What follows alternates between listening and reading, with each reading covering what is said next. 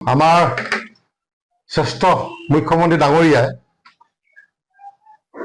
বাদ দিলে জাতি মাটি ভেটিৰ কথা।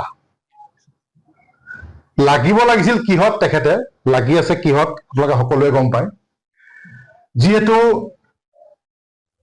আমাৰ বা আমি গম পোৱা মতে এতিয়া যিহেতু দেখিছো যে থাইলেণ্ডৰ চিপি গ্ৰুপ, থাইলেণ্ডৰ এটা চিপি গ্ৰুপ নামৰ এটা কোম্পানীক আমাৰ গাহৰি বজাৰখন দিব বিচাৰিছে। গতিকে মামাক আপোনালোকৰ যোগেদি কৈছে, মামা গাহৰিত আৰু হাত নিদিব, কাৰণ গাহৰিত আমাৰ আৱেগ, আমাৰ উজনি অসমৰ আৱেগ জড়িত হৈ আছে বা আমাৰ থলুৱা পালকসকলৰ আৱেগ জড়িত হৈ আছে। গতিকে আপুনি সকলো বস্তুতে হাত দিছে, সকলো বস্তুতে হাত দিছে, গতিকে গাহৰিত আপুনি অন্ততঃ হাত নিদিব। সকলো মানুহ মৰক, অকল আপোনাৰ পেটটো ভৰক, তেনেকে চিন্তা নকৰিব মামা। সকলো মানুহ মৰক, অকল আপোনাৰ পেটটোৰ কথা আপুনি চিন্তা কৰিলে নহব। গতিকে থলুৱাসকলৰ যি অৱস্থা হৈছে আমি এইকেইদিন দেখিছো, তেখেতলোকে মানসিক নিৰ্যাতন ভুগিছে। যেতিয়াৰ পৰা তেখেতলোকে গম পাইছে যে যিদৰে ব্ৰইলাৰ বজাৰখন গুচি গ'ল, মাছৰ বজাৰ গুচি গ'ল, এতিয়া অৱশেষত আমাৰ গাহৰি যি পোহপালন দি যি পালকসকলে চলি আছিল, বহুতো পৰিয়াল চলি আছিল, সেইও তেখেতলোকে মানে এতিয়া কি কৰিলে আমাৰ মুখ্যমন্ত্ৰী ডাঙৰীয়াই ষড়যন্ত্ৰ কৰি এই গাহৰি বজাৰখনো তেওঁ শেষ কৰিবলৈ লাগি গ'ল। যিখন দেশত ৰজা বেপাৰী সেইখন দেশত কিন্তু প্ৰজাৰ ভিক্ষাৰী, একদম সঁচা কথা বাবা। আজি আমি অনুতপ্ত কৰিব পাৰিছো আপোনাৰ কথা। গতিকে আপোনাক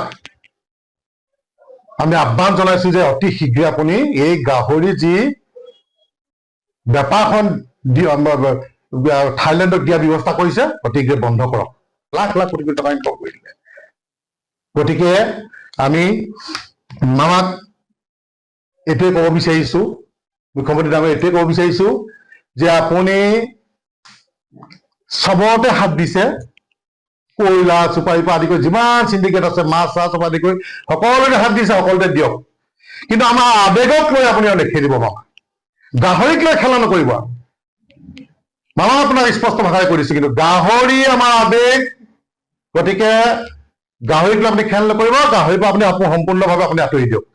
আৰু আপোনাক আমি দাবী জনাইছো, গাহৰিৰ যোগেদিয়ে আপোনাৰ যদি সৎ সাহস আছে, আমি আপোনাক চেলেঞ্জ কৰিছো, অসমীয়া যুৱ মঞ্চ আমি চেলেঞ্জ কৰিছো, যদি আপোনাৰ সৎ সাহস আছে, এই চিণ্ডিকেট, এই গাহৰি চিণ্ডিকেটৰ লগত যিজন ব্যক্তি জড়িত আছে তেখেতলোকক গ্ৰেপ্তাৰ কৰি দিয়ক, তেখেতলোকক চিভিল ভিজিলেন্স পঠিয়াওক। 2-3 বছৰৰ ভিতৰত কেনেকৈ কোটি কোটি আৰবপতি হৈছে, বিনা কৰ ফাঁকিয়ে ফাঁকিয়ে হাজাৰ হাজাৰ কৰ ফাঁকিয়ে দুধ কা দুধ পানী কা পানী হৈ যাব। আমি আপোনাক চেলেঞ্জ কৰিছো। আৰু মামা থাইলেণ্ড এই চিপি গ্ৰুপক যি আপুনি গাহৰি দিয়া সিদ্ধান্ত লৈছে, এইটো বাতিল কৰক। গাহৰিত কিন্তু আমাৰ আৱেগ জড়িত হৈ আছে। আপোনাক বাৰম্বাৰ আমি দাবী জনাই আছো যে আপুনি এই চিণ্ডিকেট কাণ্ডাৰীৰ লগত, যিসকল গাহৰি চিণ্ডিকেট লগত জড়িত, সেইসকলক কয়েক বছৰ বছৰ ধৰি দুদিন ধৰি আমি মাত পাতি আহিছো, কিন্তু আপোনাৰ কাণ সাৰ নাই। হাৰিয়ানা, পঞ্জাৱ, বিহাৰ যিখিনি গাহৰি আহে শ্ৰীৰামপুৰ বৰ্ডাৰলৈকে, এজন দিলীপ সিং নামৰ এজন ব্যক্তি 30 জাকে এখন গাড়ীত লয়। অসমৰ শ্ৰীৰামপুৰ বৰ্ডাৰ পৰা যেতিয়া অসমত প্ৰৱেশ কৰে, শইকীয়া আৰু ভূঞা নামৰ দুজন ব্যক্তিয়ে 1,13,000কে এখন গাড়ীত সংগ্ৰহ কৰি আছে চিণ্ডিকেটৰ নামত। কিয় তেওঁলোকক গ্ৰেপ্তাৰ কৰিব পৰা নাই? কিয় আপোনাক CM ভিজিলেন্স পঠিয়াব পৰা নাই? গতিকে CM ভিজিলেন্স পঠিয়াওক, অতি শীঘ্ৰে গ্ৰেপ্তাৰ কৰক। অন্যথা আমি নিজে তাত গৈ CM ভিজিলেন্সক তাত আমি যদি উপস্থিত হয়, কিন্তু আমি তেখেতলোকক যদি আমি দৃষ্টিগোচৰ কৰিব লাগে, তাতকে কিন্তু লজ্জা বিষয় নহব। অৱশেষত কিন্তু আমি সেইটো কৰিবলৈ বাধ্য হ'ম, কাৰণ 2-3 বছৰৰ ভিতৰত গাহৰি বেপাৰী কেনেকৈ আৰোপ পঠিয়াব পাৰে? কিয় আপুনি CM ভিজিলেন্স আপুনি পঠিওৱা নাই? অকল থলুৱা পালকসকলক ভাতে মৰা চক্ৰান্তত লাগি আছে আপুনি। অতি শীঘ্ৰে যদি এই ভূঞা আৰু শইকীয়াৰ প্ৰতি দুজন যদি গ্ৰেপ্তাৰ নকৰে, চিণ্ডিকেট কাণ্ডাৰীৰ লগত জড়িত 1,13,000কে লৈ আছে, আমি কিন্তু হাতত নাথাকিম। আৰু লগতে যিসমূহ গাড়ী বহিৰাজ্যৰ পৰা আহে চিধা নাগালেণ্ডলৈ লৈ যায়, আৰু নাগালেণ্ডত গৈ কি কৰে, তেওঁলোকে গাড়ীখিনি খালী কৰে, খালী কৰি পেলাই কি কৰে, ৰাতি 12 বজাৰ পৰা 2 বজাৰ ভিতৰত আকৌ আমাৰ অসমলৈ পঠিয়াই দিয়ে। যিহেতু সেইখিনি গাহৰি আমাৰ অসমত তেওঁলোকে বিকিব নোৱাৰে, অসমলৈ পঠিয়াই দিয়ে। চৰাইদেউত যায়, ডিব্ৰুগড়ত যায়, আমাৰ তথ্য আছে, ভিডিঅ' আছে, তাত পুলিচ বহি থাকে, কিন্তু পুলিচ নিমাত। কেনেকে আমাৰ পালকসকলৰ উন্নতি হ'ব?